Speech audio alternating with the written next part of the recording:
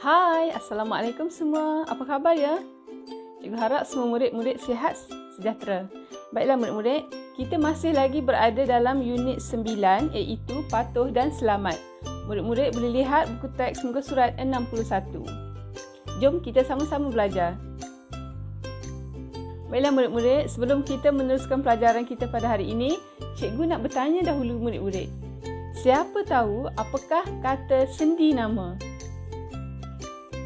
Baiklah, kata sendi nama ni perkataan yang berada di hadapan sebelum frasa nama. Boleh? Baik, kita lihat apakah contoh kata sendi. Kata sendi nama seperti di, ke, oleh, daripada, dalam, pada. Itu perkataan yang kita akan belajar pada hari ini. Ada lebih banyak lagi contoh yang lain. Okey? Baiklah murid-murid, sekarang kita akan lihat contoh kata sendi dan juga frasa nama. Apa yang cikgu cakap tadi kan? Okey, kita akan lihat. Okey, perhatikan jadual yang cikgu paparkan. Okey, contoh kata sendi di. Frasa nama ialah padang sekolah. Maksudnya kata sendi itu berada di hadapan frasa nama.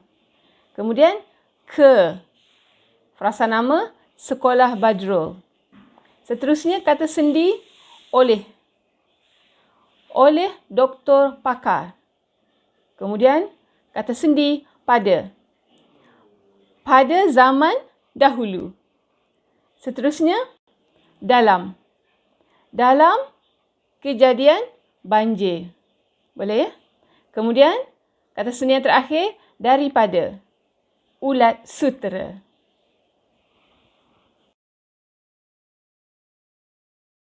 Baiklah murid-murid, sekarang mari kita lihat contoh ayat yang cikgu maksudkan tadi. Okey, contoh yang pertama. Azlan dan rakan-rakannya bermain bola sepak di padang sekolah. Baik, kalau kita lihat di situ ada perkataan yang telah cikgu boldkan warna merah kan? Yang tebal tu. Di. Di itu ialah kata sendi, nama. Padang sekolah itu ialah frasa nama. Kemudian, Datuk Rahim dirawat oleh doktor pakar. Oleh ialah kata sendi nama diikuti dengan doktor pakar. Contoh ayat yang ketiga. Kain yang dibeli oleh Maya dari negara China itu diperbuat daripada ulat sutera. Okey, kalau murid-murid boleh lihat, kata sendi nama ialah daripada diikuti dengan ulat sutera ialah frasa nama. Murid-murid boleh faham ya? Baik murid-murid, sekarang mari kita lihat buku teks muka surat 61. Kita akan baca petikan yang diberikan. Jom baca bersama-sama cikgu. Tajuk, kita harus berwaspada.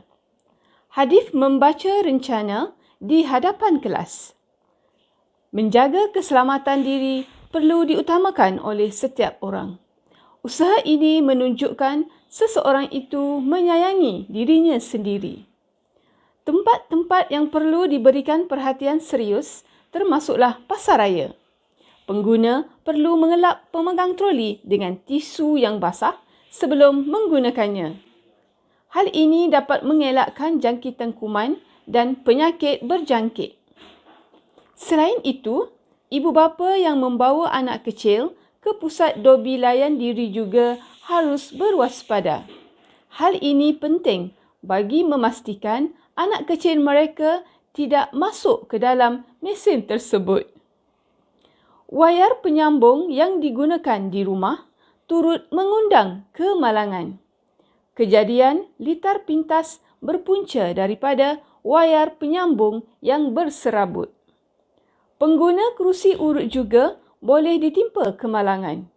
Pengusaha kedai kerusi urut tidak menyelenggarakan kerusi tersebut pada setiap bulan secara berkala.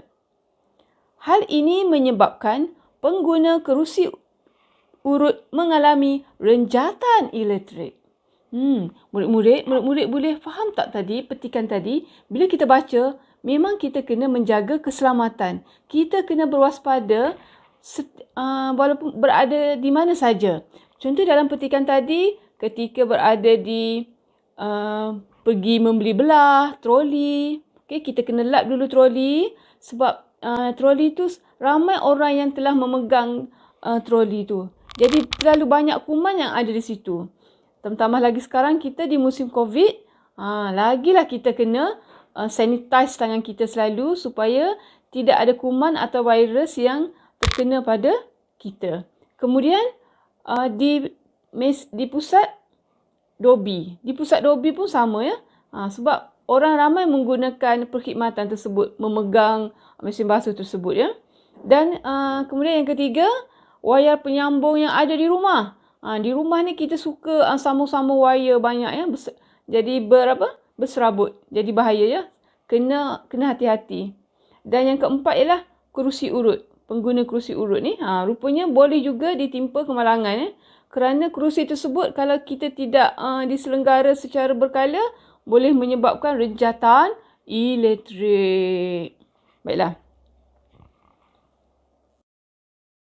Baik, sekarang mari kita semak jawapan murid-murid tadi. Baik, kita lihat dahulu perenggan yang pertama.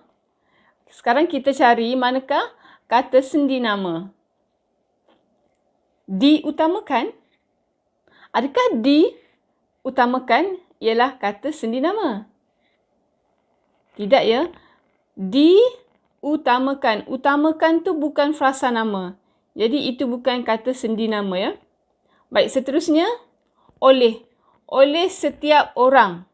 Oleh ialah kata sendi nama diikuti dengan setiap orang. Setiap orang itu ialah frasa nama. Okey, yang itu yang pertama. Okey, nampaknya itu saja yang ada dalam petikan pertama. Sekarang kita lihat petikan yang kedua. Diberikan. Adakah beri itu frasa nama? Tidak ya.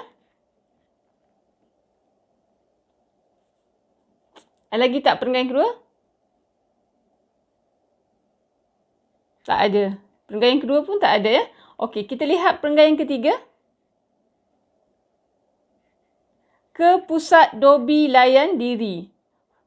Kata sendi nama ialah ke. Frasa nama diikutinya pusat dobi layan diri. Okey, itu betul. Kemudian, ayat terakhir. Dalam mesin tersebut. Ke dalam mesin tersebut. Okey.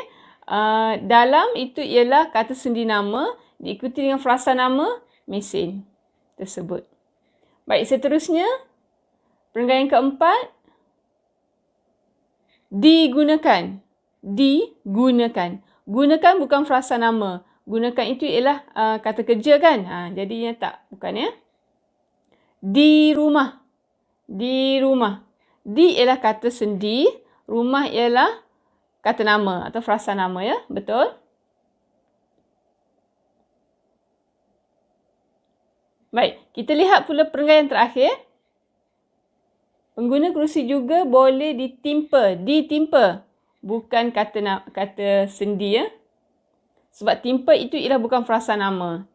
Itu ialah kata kerja. Pada setiap bulan. Pada kata sendi nama.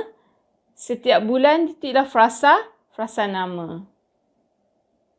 Okey, itu saja.